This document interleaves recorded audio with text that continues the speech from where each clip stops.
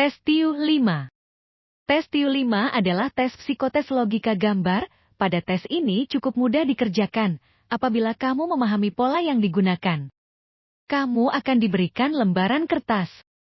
Di dalam kertas tersebut akan ada 3 gambar sebagai soal, dan ada 5 pilihan jawaban. Cara mengerjakannya adalah, kamu perhatikan gambar A dan gambar B, lihatlah pola progresif atau apa hubungannya. Jika terlihat gambar A adalah 1 lingkaran dan gambar B adalah 2 lingkaran, artinya pola yang terjadi adalah bertambah 1 objek yang sama. Terapkan pola yang sama untuk gambar C dan DD. Jika di gambar C ada 1 gambar persegi, maka gambar D sebagai jawabannya adalah 2 gambar persegi. Pola yang biasa digunakan seperti menambahkan objek, mengurangi, membelah 2, memutar, menimpa dengan objek lain, dan sebagainya. Tips mengerjakan tes ini adalah fokus dan jangan tegang. Usahakan santai saja. Tes Kraepelin. Tes Kraepelin adalah tes psikotes menambah angka. Pertama, kamu akan diberikan sebuah kertas dengan barisan angka yang cukup banyak. Kamu mengerjakan tes ini sesuai instruksi dari pemandu soal. Cara mengerjakannya adalah mulai dari baris paling kiri, dan mulai tambahkan 2 angka yang berdekatan mulai dari bawah. Tulis jawabannya di antara 2 angka tersebut, lalu terus naik ke atas. Jika hasil penjumlahan lebih dari 9, maka tulis satuannya saja. Setelah beberapa detik, kamu akan diberikan instruksi pindah baris.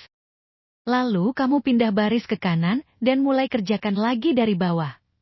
Begitu seterusnya. Dengan cara demikian, maka hasil tinggi tiap baris akan berbeda-beda dan akan membentuk sebuah grafik. Grafik ini akan melihat seberapa konsisten kamu.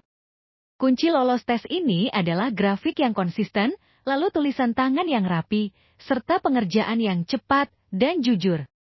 Tips mengerjakan tes ini adalah jangan kaku, karena akan membuat mata kamu tidak fokus, dan sediakan pensil cadangan, karena ada risiko pensil kamu patah di tengah mengerjakan tes Kraepelin.